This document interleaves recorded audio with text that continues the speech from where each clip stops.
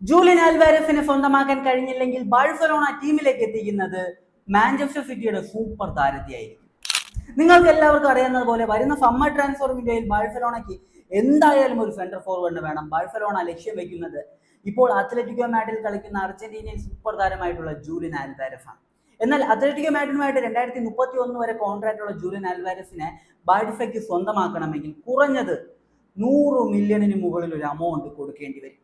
നിലവിൽ ചില മാധ്യമങ്ങൾ പറയുന്നുണ്ട് 150 200 മില്യൺ അത്ലറ്റിക്കോ മാഡ്രിഡ് കേട്ടാലും അത്ഭുതപ്പെടേണ്ടതില്ല എന്ന്. അപ്പോൾ ബാഴ്സലോണയുടെ ഈ ഒരു ഫിനാൻഷ്യൽ സിറ്റുവേഷൻ വെച്ചിട്ട് 100 മില്യൺ പോലും ബാഴ്സയ്ക്ക് കൊടുക്കാൻ പറ്റത്തില്ല. അപ്പോൾ അങ്ങനത്തെ ഒരു സാഹചര്യത്തിലൂടെയാണ് ബാഴ്സ പോയിക്കൊണ്ടിരിക്കുന്നത്. നിങ്ങൾക്ക് എല്ലാവർക്കും അറിയാം, റാഷ്ഫോർഡ് ലോണിലാണ് വന്ന് കളിക്കുന്നത്. റാഷ്ഫോർഡിനെ പെർമനന്റ് ആയിട്ട് ടീമിലെത്തിക്കാൻ ബാഴ്സയ്ക്ക് താല്പര്യമുണ്ട്. മാഞ്ചസ്റ്റർ യുണൈറ്റഡിന് കൊടുക്കേണ്ടത് വെറും 30 മില്യൺ യൂറോസ് ആണ്. 30 മില്യൺ യൂറോസ് കൊടുത്തു കഴിഞ്ഞാൽ പെർമനന്റ് ആയിട്ട് താരത്തെ ടീമിലെത്തിക്കാം. എന്നാൽ അതുകൂടെ കൊടുക്കാൻ പറ്റാത്ത സാഹചര്യമാണ് ഉള്ളതെന്ന് ആണ് പല മാധ്യമങ്ങളും റിപ്പോർട്ട് ചെയ്യുന്നത്. അങ്ങനത്തെ ഒരു സാഹചര്യത്തിൽ എങ്ങനെ 100 മില്യൺ കൊടുത്ത് ജൂലിയൻ ആൽവാരസിനെ ടീമിലേക്ക് എത്തിക്കും? ഇമ്പോസിബിൾ ആണ്. എന്നാൽ ബാഴ്സലോണ ശ്രമിക്കും. വരുന്ന സമ്മർ ട്രാൻസ്ഫർ വിൻഡോയിൽ ജൂലിയൻ ആൽവാരസ് ടീമിലെത്തിക്കാൻ ശ്രമിക്കും. അവർ പല രീതിയിലുള്ള മെത്തേഡ് യൂസ് ചെയ്യാൻ സാധ്യതയുണ്ട്. അതായത് EMA പോലെ ഓരോ സീസണുകളിൽ ഇന്ന തുക വെച്ച് കൊടുക്കാം എന്നൊരു കരാറിൽ എടുക്കാനുള്ള സാധ്യതയുണ്ട്. വേറെ ഏതെങ്കിലും താരത്തെ കൊടുത്തിട്ട് വാങ്ങാനുള്ള സാധ്യതകളുമുണ്ട്. അപ്പോൾ ഇങ്ങനത്തെ സാധ്യതകൾ അവർ വരുന്ന സമ്മർ ട്രാൻസ്ഫർ വിൻഡോയിൽ ശ്രമിച്ചു നോക്കും.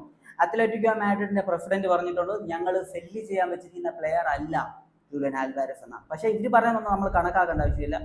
അവര് അറിയാലോ, അവർ പൈസ കിട്ടിക്കഴിയുമ്പോൾ അവർക്കെല്ലാം ഓക്കെയാണ്. അതുകൊണ്ട് തന്നെ അവർ പറയുന്ന കാര്യം നമ്മൾ നോക്കേണ്ട ആവശ്യമില്ല. അപ്പോൾ ഇതാണ് ജൂലിയൻ ആൽവാരസിന്റെ നിലവിലെ സിറ്റുവേഷൻ. അപ്പോൾ ജൂലിയൻ ആൽവാരസിനെ കിട്ടാത്ത സാഹചര്യത്തിൽ ബാഴ്സലോണ ആരെ സൈൻ ചെയ്യും? ഇതൊരു വലിയ ചോദ്യമാണ്. എന്തായാലും ബാഴ്സയ്ക്ക് ഒരു സെന്റർ ഫോർവേഡ് വേണം. അപ്പോൾ ബാഴ്സ പോകാൻ ഏറ്റവും കൂടുതൽ സാധ്യതയുള്ള ഒരു താരത്തെക്കുറിച്ച് ഞാൻ ഇതിനു മുമ്പത്തെ വീഡിയോസ് പറഞ്ഞിരുന്നു. ജുവന്റസിൽ കളിക്കുന്ന ദൂഷൻ വ്ലഹോവിക് എന്ന താരം. അപ്പോൾ ഈ ഒരു താരത്തെ സംബന്ധിച്ച് താരം വരുന്ന സമ്മർ ട്രാൻസ്ഫർ വിൻഡോ ആകുമ്പോൾ ഫ്രീ ഏജന്റ് ആണ്. ഫ്രീ ആയിട്ട് ബാഴ്സയ്ക്ക് എത്തിക്കാൻ കഴിയും. സാലറി മാത്രം കൊടുത്താൽ മതി.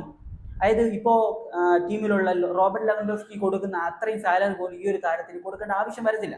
അപ്പോൾ അങ്ങനത്തെ ഒരു സാഹചര്യമാണ് ഈ ഒരു പ്ലെയറിന്റെ കാര്യത്തിലുള്ളത്. അത് മാത്രമല്ല, ബാഴ്സലോണയുടെ സ്പോർട്ടിംഗ് ഡയറക്ടർ ആയിട്ടുള്ള ഡെക്കോയ്ക്ക് താല്പര്യമുണ്ട്. ബാഴ്സയുടെ പ്രസിഡന്റ് ആയിട്ടുള്ള ജുവാൻ ലാപ്പോർട്ട നിലവിൽ അദ്ദേഹം ഒരു ഇലക്ഷന് നിൽക്കുവാണ്. അദ്ദേഹം ഇലക്ഷൻ ജയിക്കാനുള്ള സാധ്യത 60% ഉണ്ടെന്നാണ് ചില സ്പാനിഷ് മാധ്യമങ്ങൾ റിപ്പോർട്ട് ചെയ്തിട്ടുള്ളത്. അപ്പോൾ അദ്ദേഹം ജയിച്ചു വന്നു കഴിഞ്ഞാൽ അദ്ദേഹത്തിന്റെ ഈ ഒരു പ്ലാൻ തന്നെയായിരിക്കും നടക്കുക. ഡെക്കോ തന്നെയായിരിക്കും സ്പോർട്ടിംഗ് ഡയറക്ടർ ആകുക. അപ്പോൾ ഡെക്കോയെ സംബന്ധിച്ച് അദ്ദേഹത്തിന് വേണ്ട ഒരു സെന്റർ ഫോർവേഡ് എന്ന് പറയുന്നത് ഈ ദൂഷൻ വ്ലഹോവിക് ആണ്.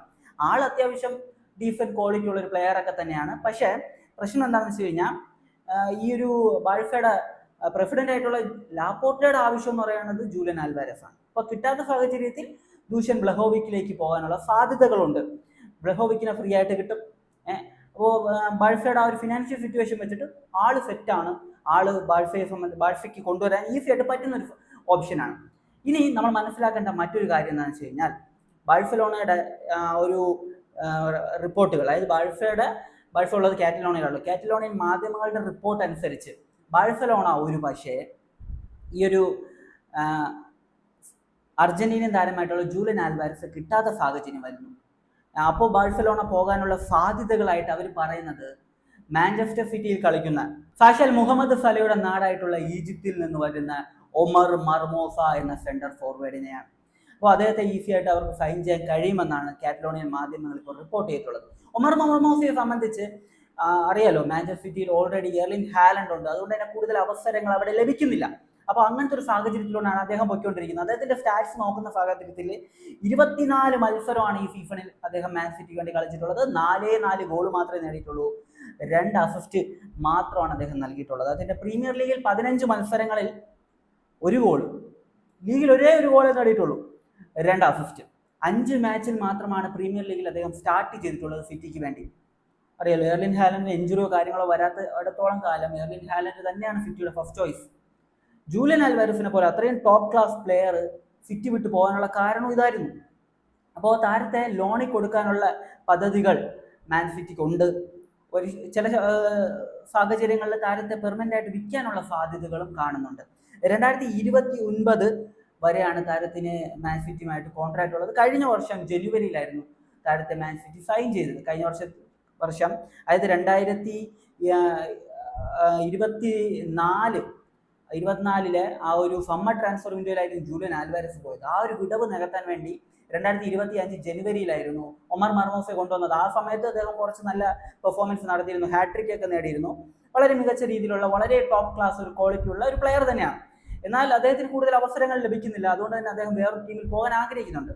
ഇപ്പൊ ഈ കഴിഞ്ഞ ജനുവരി ട്രാൻസ്ഫർ വിൻഡോയിൽ Aston villa, English premier league club താരത്തിന് വേണ്ടി ശ്രമിച്ചിരുന്നു. എന്നാൽ നടന്നില്ല, ആ ഒരു ഡീലൊന്നും നടന്നില്ല. കാരണം എന്താണെന്ന് വെച്ച് കഴിഞ്ഞാൽ വേറെ സെന്റർ ഫോർവേഡ് ഓപ്ഷൻ ഇല്ലല്ലോ, പ്രോപ്പർ സെന്റർ ഫോർവേഡ് ഓപ്ഷൻ ഇല്ല. ഇനി ചില മാധ്യമങ്ങൾ റിപ്പോർട്ട് ചെയ്തിട്ടുള്ള കാര്യം എന്ന് വെച്ച് കഴിഞ്ഞാൽ ബാഴ്സലോണയുടെ നിലവിലെ പരിശീലകനായിട്ടുള്ള ഹാൻസി ഫ്ലിക്കിന് ഈ ഒരു താരത്തിൽ താല്പര്യമുണ്ട് എന്നതാണ്. കാരണം എന്താണെന്ന് വെച്ച് കഴിഞ്ഞാൽ ഈ ഒരു പ്ലെയർ ഹാൻസി ഫ്ലിക്കിന്റെ ആ ഒരു സിസ്റ്റം ആയിട്ട് ഈസി ആയിട്ട് അഡാപ്റ്റ് ചെയ്യുന്ന ടൈപ്പ് ഒരു പ്ലെയർ ആണ്. ഒരു പ്രോപ്പർ നമ്പർ 9 ബോക്സിൽ മാത്രം കളിക്കുന്ന ഒരു പ്ലെയർ അല്ല ഒമർ മർമോസ.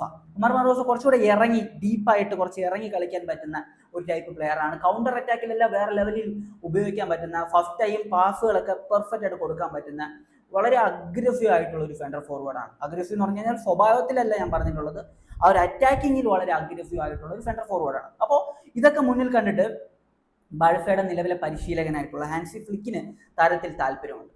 ഹാൻസി ഫ്ലിക്ക് ഇൻട്രസ്റ്റഡ് ആണെങ്കിൽ ബാഴ്സലോണ തീർച്ചയായിട്ടും ദൂഷ്യൻ വ്ലഹോവിക്കിനേക്കാൾ ഈ ഒരു പ്ലെയറിന് പ്രയോറിറ്റി നൽകാൻ സാധ്യതയുണ്ട്. പിന്നെ അറിയാലോ, മാൻ സിറ്റിയും ബാഴ്സലോണയും തമ്മിലുള്ള ആ ഒരു ഇരിപ്പ് വശം വെച്ചിട്ട് ലോണിലോ ഇല്ലെങ്കിൽ ഒരു പെർമനന്റ് ഡീലിലോ വല്ലതും, അതായത് ചെറിയൊരു അമൗണ്ടിന് വല്ലതും താരത്തെ ടീമിലേക്ക് എത്തിക്കാൻ സാധിക്കും.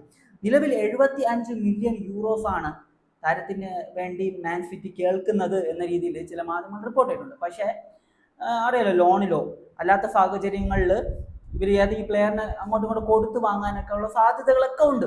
കാരണം അക്കാഡമിയിൽ കുറേ പ്ലേയേഴ്സ് ഉണ്ടല്ലോ, രണ്ട് അക്കാഡമി പ്ലേയേഴ്സിനെ കൊടുത്തിട്ട് കുറച്ച് പൈസയും കൊടുത്ത് താരത്തെ വാങ്ങാനുള്ള സാധ്യതയും ഉണ്ടെന്ന് ഒരു കാറ്റലോണിയൻ മാധ്യമം റിപ്പോർട്ട് ചെയ്തിട്ടുണ്ട്. അപ്പം ഇങ്ങനത്തെ സാഹചര്യങ്ങളൊക്കെയാണ് ഈ ഒരു പ്ലെയറിനെ ചുറ്റിപ്പറ്റിയുള്ളത്. ഇനി എൻ്റെ ഒരു ഒപ്പീനിയൻ ഞാൻ പറഞ്ഞേക്കാം.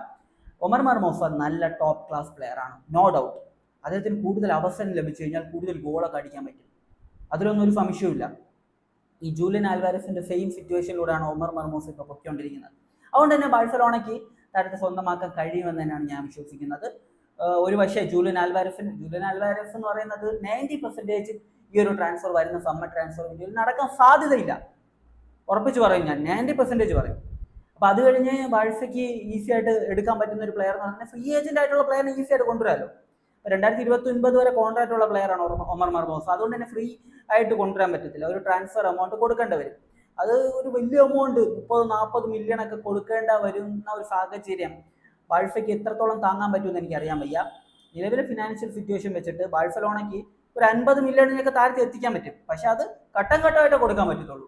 ഘട്ടം ഘട്ടമായിട്ട് കൊടുക്കുന്ന ആ ഒരു ഡീലുണ്ടല്ലോ, അത് മാൻ സിറ്റി സമ്മതിക്കാനുള്ള സാധ്യതകളുണ്ട്.